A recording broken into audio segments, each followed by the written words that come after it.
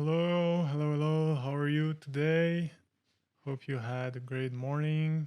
Here it's the afternoon in France. And we are back for the second part of the color values and temperature study. So that's where we stopped last time.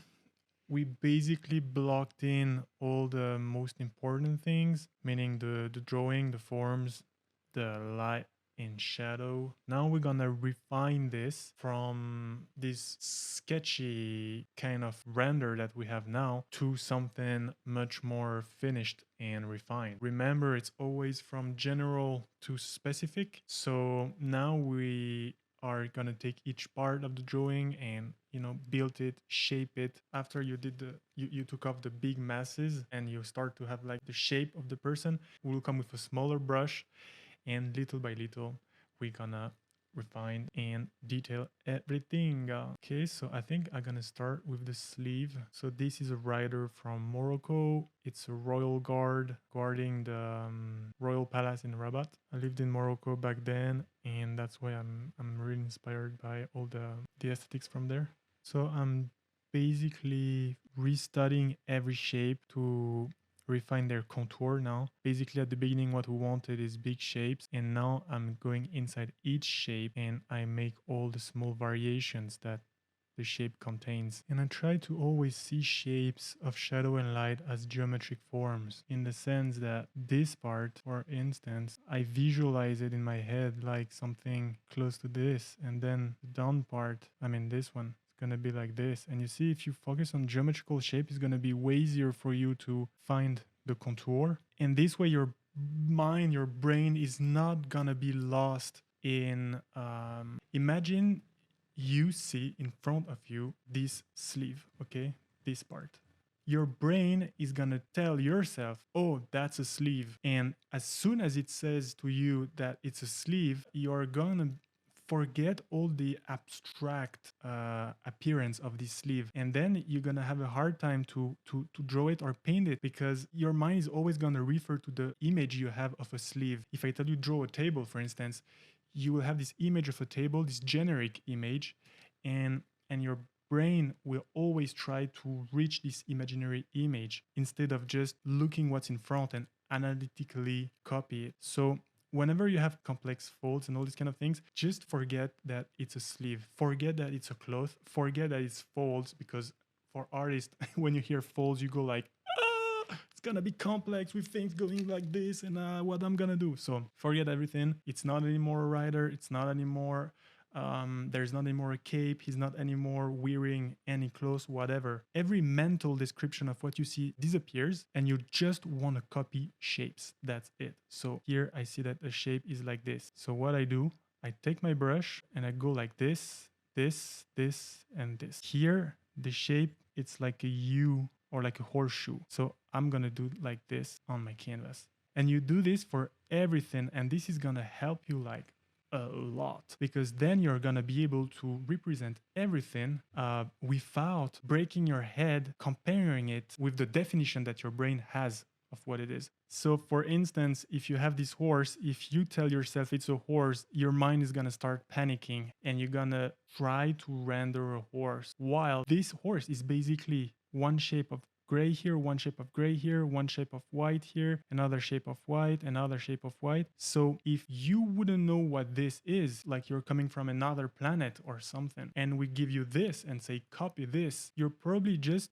gonna use shape. You're gonna go like, okay, there's a white here, there's a gray here, this is white, and the result will be successful because you just copied the shape. What's in front of you is just shapes. So when you're lost in what you're doing, for instance, the sleeve here, we get quickly lost in folds usually. Just use this trick. Forget any description of what you're doing. Just copy the form, copy the shape. Take the complex, large thing and break it into small, manageable pieces, and I would even add forms, and then we're good to go. And now I'm gonna start putting the halftones, because as you see here, for instance, here there is no halftone. You have the dark, you have the light, and here, for example, you start to have a halftone. You see it transits from dark and it goes towards the light. So that's what we want to start doing also in the other part of the work. And you're gonna see that it's gonna bring volume quickly. And here things are gonna be soft, and there will be an halftone. Why? Because the sleeve here is like a cylinder. Okay, so the light hits the cylinder here, so it's in the light, and then as soon as the sleeve turns towards the shadow, it gets darker and darker.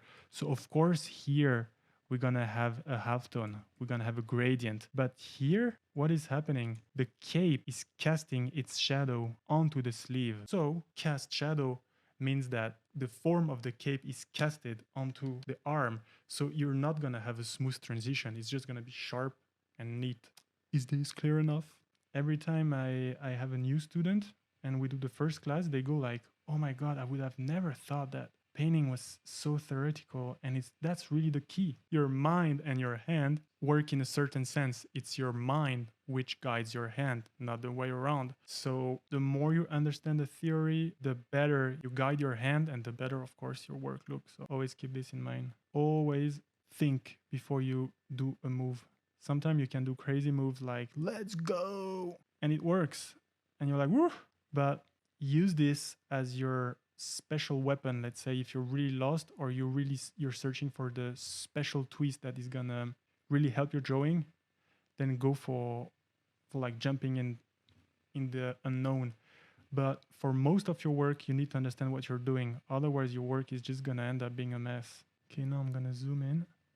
Let's try another brush. We have so many here. Oh my God. This one is nice. Thin gouache brush. Let's save it. No, let's find a shortcut for it. Brush. Thin gouache brush. Perfect. Edit shortcut. 4. Perfect. So now when I press 4, I like it. It's not so regular. You see it on the edge. Yeah, more realistic, exactly. Because this one, it's cool for glazing, but it's not so organic. Okay, so you see, compared to the pants, the sleeve starts to be in volume. So that's what we're looking for. Here I'm having some reflected light. That's why it's going lighter in it. The only artist that went through all my periods, through all these years is Delacroix. His technique first touched me, but then I got really hooked by his personality when I was reading his diary, and the strength that he has in his work. The strength, I don't know, touches me, and I feel that this is like a forever love. No matter where I will evolve, where I will go, he will always remain in the top 3 of my art inspiration. So Fernando Botero. Oh my God, yes, I know him. I know his work, of course. It's really interesting. That's the Mona Lisa remake. Very unique style. I mean, you see, I've seen the thumbnail. It's like, yeah, I know this guy. So this is the cool thing of when you have a really, really unique style, you're recognizable like so fast. It's funny because it's a classical technique, but the form is quite cartoonish, like a caricature almost. And this is very interesting. The render is what makes it look realistic. The render is like a texture that you're gonna lay on a form, and if this texture is real, then the form, the thing you look is gonna look real. Look at Pixar movies or any animation. Of course, you see it's not real life. I mean, they look like cartoons, but they look like real cartoons. Like if this guy would exist here, but it just has another shape than you, and this is due to the render. So keep this in mind. It can help you a lot in your work. Think of the render like a texture that you're gonna wrap over what you're depicting, like the form of what you're doing. See, that's a different style from what I'm doing, but I find it very personal and strong. Like when you see this, you remember the guy and what he's doing. And I think that's what art is about, and that's what being open-minded is about. If you're just into like 19th century realism, it's nice, but there are other things too in the world. And if I feel that the work is giving me an impact as a spectator, and I feel that it's printed in my mind in the way that if I come across this work again without having a written name next to it, I know it's the guy. So if it has an impact plus it's personal, then I consider this good work. It might not touch me, but it's good. That's a fact. That's something that is nice to be discussed, because in fine arts, people sometimes, the artist tends to be a little close, like it was better before. And I tell them, no, no, no, it was cool before, and it's cool today too. And let's bridge these things. So yeah, always keep yourself open-minded, because that's gonna open a channel in your mind for seeking new ideas. When you look at other things, other styles, you become friend with other artists that have another approach. Then it creates connection in your mind, and you stay, of course, in your boots, but grabbing ideas here and there, like, oh yeah, I could do something like this and add this. And it's like cooking, you add a little new spice to your meal, and it just it steps up. So yes, let's be open. So as you see, I'm still focusing on temperatures too, meaning that this is not pure white. This is super important. Usually people, when they start painting, they don't understand fully what temperature means, and they go like really off board in terms of cool or warm. They will just put pure white, and look, if I put pure white, how it looks. See, it's crazily off. This seems to be in the light if you look at the work from far. But basically, look where we are on the color wheel. We're not up there in the white. We're in the warm. That's the first thing you need to tell yourself. Am I in a warm section of the color wheel, or in a cool one? After you have this info, you can apply it in the light zone, if of course if the light source is warm. So yeah, all about relationships. Exactly, man, that's the thing. First thing you ask is which value it is, dark or light, of course, and then which temperature. And if you have the right value and the right temperature, it can basically be any color. The viewer will still believe that what he sees is real, even if you use a crazy color. There's a Japanese painter named, I think, Marimoto. His temperatures and values are super correct, and it allows him to be really crazy with color. See this little navigator here, the little window? Always keep an eye on it. This is helping you see the whole picture. That's exactly like when you step out of the easel, and you take a few steps back to see what's going on from far. And I'm checking it like often. um, what the tips I offer are universal. If you come to have a coffee with me and Paul, for instance, or Alex or whatever, and you hear us talk about art, we'll often talk about what I'm speaking of now. But what the mentorship are offering is really is a personal, tailored course to help you with your work, what you're doing right now, and all these kind of things. Because here, maybe I'm talking about temperature, but you already know about this. And in the mentorship, you're going to ask me exactly what you want to improve, and then I'm going to be able to help. So for me, it's very important to deliver free content, because art is really about sharing and helping. But if you want really something specific, then yeah, I have these mentorships. It's like a private, intense training. It's like you're doing karate, right?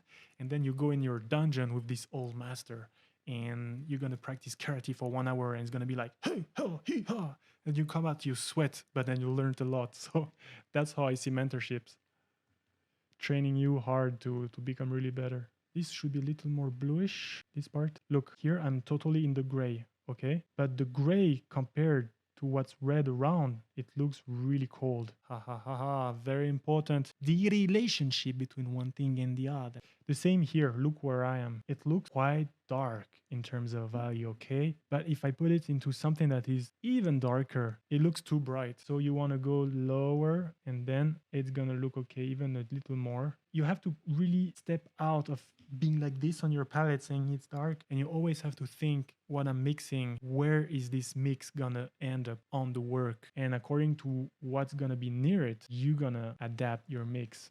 See, basically we work during this stream, this part, let's say, and slowly it gets more volume, for instance, than this part. Here you see it's very raw, it's very cropped. So that's the thing, little by little. See here the nice cool I brought next to this worm. Give 3D to the cape. Let's go down. Here you see I'm redesigning the shape, the shadow. I went with something raw like this at the beginning, more like this, like, and now I'm rebuilding it. So with oil, that's why when oil comes in very handy, because it stays active, so you can move the borders of what you did. Oil is, I feel it's something alive, you know. You can always bend it and twist it the way you want, compared to acrylic, where it's once it's laid and dry, it's dead. So that's the big force of oil painting, and I'm sure all the oil painters out there are feeling exactly the same. Working with something that dries fast will oblige you to find each transition, meaning that if you go like this, then you will have to find the intermediate color, and then you have to find one in between. See? And this is gonna teach you on how to find exactly the tone you want. On the other hand, acrylic can become very frustrating when you have to remix every time everything on the palette. So you have some artists like, what's his name again? This guy from California, really really good, Aaron Westerberg, something like this. He will use oil paint, but just with a brush stroke like this, and then he will find the middle tone like this, and then darker tone, and then the dark, and he fragments like this his touch. And as you said, it's really really really a good training, good process. Okay, my friend.